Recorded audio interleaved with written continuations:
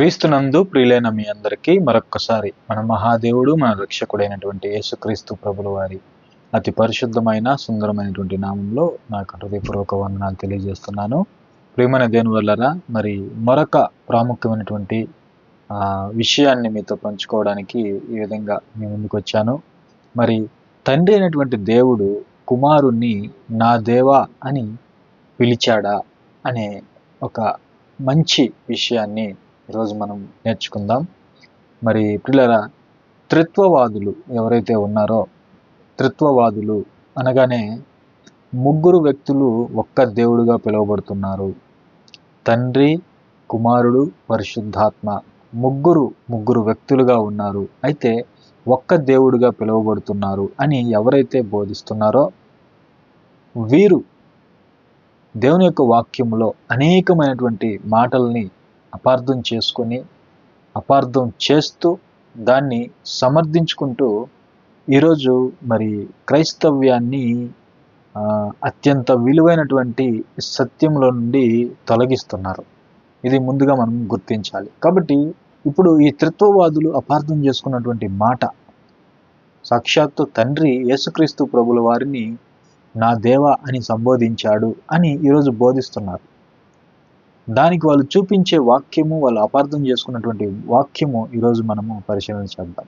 Hebrew పత్రిక 1వ అధ్యాయము 7-8 వచనాల్లో తన దూతలను వాయువులుగాను తన సేవకులను అగ్ని జ్వాలలుగాను చేసుకునేవాడు అని తన దూతలను గూర్చి చెప్పుచున్నాడు గాని తన కుమారుని గూర్చి అయితే దేవా నీ సింహాసనము నిరంతరము నిలుచున్నది.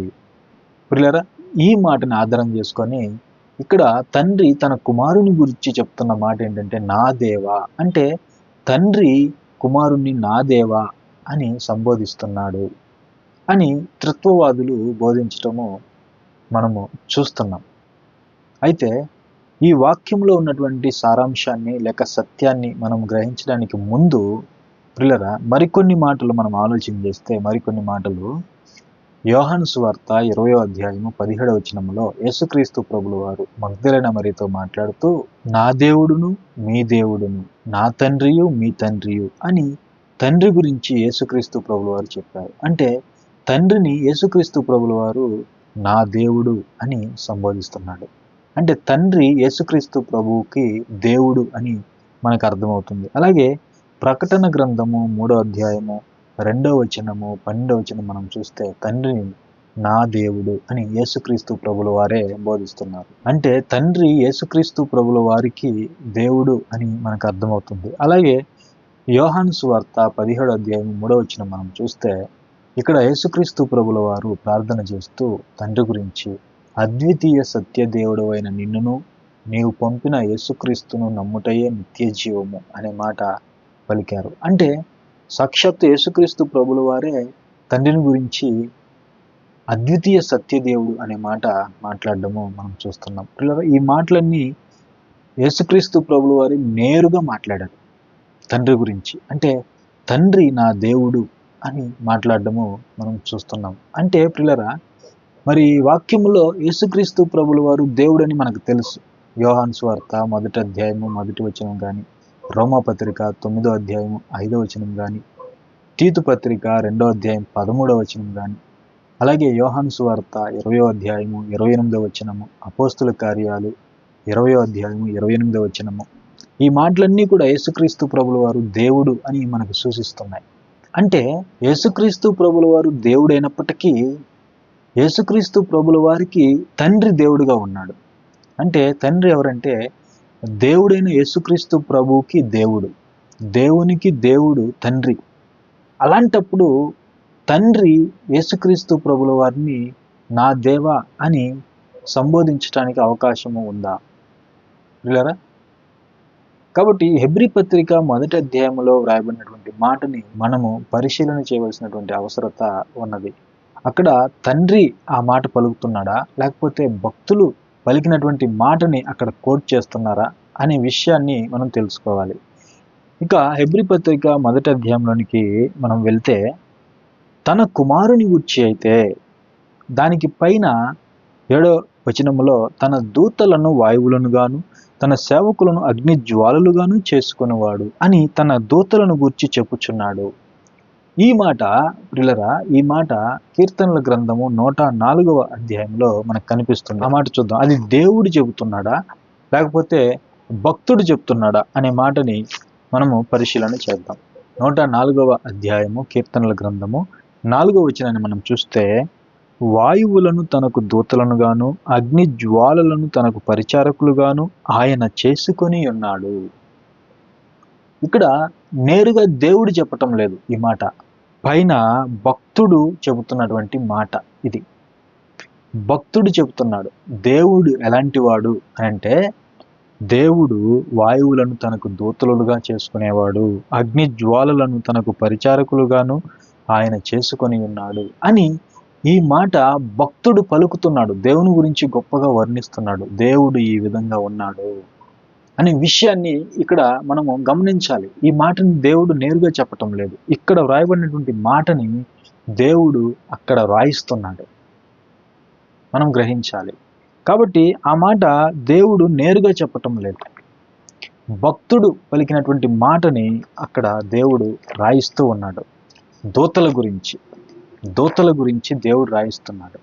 పాత నిబంధనలో భక్తులు పలికినటువంటి మాటని దూతల గురించి, దూతల విషయంలో దేవుడు ఎలా ఉన్నాడో అని భక్తులు వర్ణించినటువంటి ఆ విధానాన్ని ఇక్కడ హెబ్రీ పత్రికలో కోట్ చేయడం మనం చూస్తున్నాం. అలాగే తన కుమారుని గురించి అయితే నా దేవా అనే మాట తండ్రి కుమారుణ్ణి అంటున్నాడా లేకపోతే కుమారుణ్ణి భక్తులు పిలిచారా? ఆ విధంగా ఇది మనం తెలుసుకోవాలి. అపార్థము చేసుకోకూడదు వాక్యాన్ని, తప్పుగా బోధించకూడదు వాక్యాన్ని. ఇక ఈ మాట తన కుమారుని గురించి అయితే పిల్లరా, ఇక్కడ స్పష్టంగా మనకు అర్థమవుతుంది. కుమారుడు అనగానే ఎప్పుడు కూడా తండ్రి కుమారుడు అనగానే మనము గుడ్డిగా నమ్మాల్సింది ఏంటంటే కుమారుని కంటే తండ్రి గొప్పవాడు అనే విషయాన్ని మనము గ్రహించాలి. ఈ మాట కుమారుని గురించి వ్రాయబడుతున్నటువంటి మాట. అప్పుడే మనం చూసాం, కుమారుడు ఏమన్నాడు? నా దేవుడు మీ దేవుడు, నా తండ్రి మీ తండ్రి. ప్రకటన గ్రంథంలో నా దేవుని అన్నాడు. అంటే కుమారునికి దేవుడు ఉన్నాడు, ఆయన తండ్రి. అదే సమయంలో కుమారుడు కూడా దేవుడుగా ఉన్నాడు. ఎప్పటి నుండి ఉన్నాడు? సృష్టి పుట్టక ముందు నుండి ఉన్నాడు. ఆది యందు వాక్యము ఉండెను, వాక్యము దేవుని యొద్ద ఉండెను, వాక్యము దేవుడై ఉండెను, కలిగి ఉన్నది ఏది ఆయన లేకుండా కలగలేదు. కాలము పుట్టక మునిపే తండ్రితో కూడా యేసుక్రీస్తు ప్రభు దేవుడుగా ఉన్నాడు అని మనకు వాక్యము ఘోషిస్తుంది. అంటే పాత నిబంధనలో కూడా ఖచ్చితంగా తండ్రితో పాటు కుమారుడు కూడా ఉండి తీరాలి. ఎందుకంటే కాలం పుట్టక ముందే ఇద్దరు దేవుడుగా ఉన్నారు. పాత నిబంధనలో కూడా మరి ఖచ్చితంగా కుమారుడు ఉండి తీరాలి. అది భక్తులకు తెలిసింది, కానీ ఈ రోజు ఉన్నటువంటి భక్తులకి తెలియకుండా ఉంది. ఎందుకంటే ఆ కాలంలో ఉన్నటువంటి పాత నిబంధనలో ఉన్నటువంటి భక్తులు పరిశుద్ధాత్మ ప్రేరితులై కుమారుణ్ణి దేవుడని వాళ్ళు గుర్తించారు, తండ్రి దగ్గర ఉన్నాడు అని గుర్తించారు.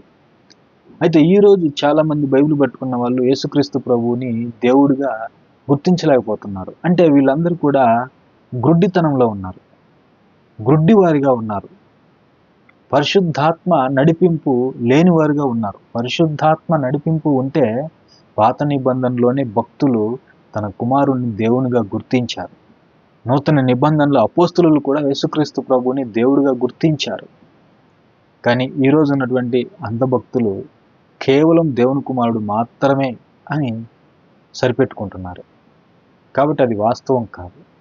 ఇక్కడ పాత నిబంధనలో భక్తులు తన కుమారుని గురించి నా దేవా అని పిలిచారు, దేవుడని పిలుస్తున్నారు. పాటలు రాశారు, కీర్తనలు రాశారు, పాడారు తన కుమారుని గురించి. ఈ మాట పాత నిబంధనలు ఎక్కడుందో మనం చూద్దాం. కీర్తనల గ్రంథము 45వ అధ్యాయంలో ఈ కీర్తనలో ఈ మాట రాయబడింది. దీన్నే అక్కడ హెబ్రీ పత్రికలో మరి దాన్ని కోట్ చేయడము మనం చూస్తాం. ఈ కీర్తన 45వ కీర్తన ఎవరు రాశారంటే కోరాహు కుమారులు రచించిన దైవ ధ్యానము. ఇది కోరాహు కుమారులు రాసి పాడినటువంటి కీర్తన. ఇది ఒకసారి 6వ వచనం మనం చూస్తే, దేవా నీ సింహాసనము నిరంతరము నిలుచును. దేవా నీ సింహాసనము నిరంతరము నిలుచును. ఎవరన్నారు ఈ మాట? తండ్రి అన్నాడా? లేకపోతే కోరహు కుమారులు అన్నారా? ప్రియరా, పాత నిబంధనలో భక్తులు యోహాను సువార్తలో యోహాను గారు చెప్పారు కదా, ఆది యందు వాక్యము ఉండెను, వాక్యము దేవుని యొద్ద ఉండెను, వాక్యము దేవుడై ఉండెను అని. అంటే కాలం పుట్టక ముందు నుండి కూడా పాత నిబంధనలోను నూతన నిబంధనలోను యేసుక్రీస్తు ప్రభు దేవుడుగా ఉన్నాడని భక్తులకు అర్థమైంది. పరిశుద్ధాత్మ ద్వారా వాళ్ళు తెలుసుకున్నారు. దేవుని శక్తి ద్వారా వాళ్ళు తెలుసుకున్నారు. ఈ రోజున్న వాళ్ళకి తెలియడంలా. పిల్లరా, అయితే ఈ మాట ఇక్కడ కోరహు కుమారులు పలుకుతున్నటువంటి మాట, నా దేవా నీ సింహాసనము నిరంతరము నిలుచును. నా దేవా అని తండ్రి చెప్పటం లేదు. పిల్లరా, తండ్రి కుమారుణ్ణి నా దేవా అని సంబోధించడు. ఎందుకంటే కుమారునికి మూలము తండ్రి. గుర్తుపెట్టుకోండి, కుమారునికి మూలము తండ్రి. తండ్రి కుమారుణ్ణి నా దేవా అని పిలవడు, కుమారుడు పిలిచాడు తండ్రిని. పిల్లరా, ఎందుకంటే కుమారుని కంటే తండ్రి గొప్పవాడు. ఈ సత్యాన్ని మనం తెలుసుకోవాలి. దీన్ని ఎవరు కాదని నిరూపించలేరు. అదే సమయంలో యేసుక్రీస్తు ప్రభు దేవుడు కాదు అని కూడా ఎవరు నిరూపించలేరు. ఎందుకంటే దేవుని వాక్యములో తండ్రే రాయించాడు తన కుమారుని గురించి. ఈ రెండు సత్యాలు మనం తెలుసుకోవాలి పిల్లరా. కాబట్టి ఇక్కడ కోరహు కుమారులు చెప్తున్నారు, కోరహు కుమారులు. అలాగే ఇక హెబ్రీ పత్రిక 1వ అధ్యాయము 10వ వచనం మనం చూస్తే, 10వ వచనంలో, మరియు ప్రభువా నీవు ఆది యందు భూమికి పునాది వేసితివి. ఈ మాట ఎవరు అంటున్నారు? ఈ మాట తండ్రి అంటున్నాడా కుమారుణ్ణి ప్రభువా అని? కాదు, 102వ కీర్తన. ఈ మాట కూడా మనం చూస్తే కీర్తనల గ్రంథము 102వ అధ్యాయము 24వ వచనం మనం చూడగలిగితే భక్తుడు పలుకుతున్నటువంటి మాట, నేను నీలాగు మనవి చేసి తిని, నా దేవా నా దినముల మధ్యను నన్ను కొనిపోకుము, నీ సంవత్సరములు తరతరములుండును. ఆది యందు నీవు భూమికి పునాది వేసితివి, ఆకాశములు కూడా నీ చేతి పనులే. పిల్లరా, భక్తుడు పలుకుతున్నటువంటి మాట ఈరోజు త్రిత్వవాదులు తండ్రి పలుకుతున్న మాటగా చేసేశారు. భక్తులు తన కుమారుని గురించి పాత నిబంధనలో తన కుమారుడు కూడా దేవుడుగా ఉన్నాడు, తండ్రి పక్కన ఉన్నాడు, తండ్రితో కూడా ఉన్నాడు అని భక్తులు పరిశుద్ధాత్మ ప్రేరితులై కుమారుని గుర్తించారు దేవుడని. ఆ మాటలు కుమారుని గురించి రాయబడ్డాయి అని కుమారుని గురించినటువంటి మాటలు హెబ్రీ పత్రిక 1వ అధ్యాయము 7 నుంచి 10 వచనాల్లో తన కుమారుని గురించి రాయబడుతున్నటువంటి మాటల్ని అక్కడ కోట్ చేస్తున్నారు.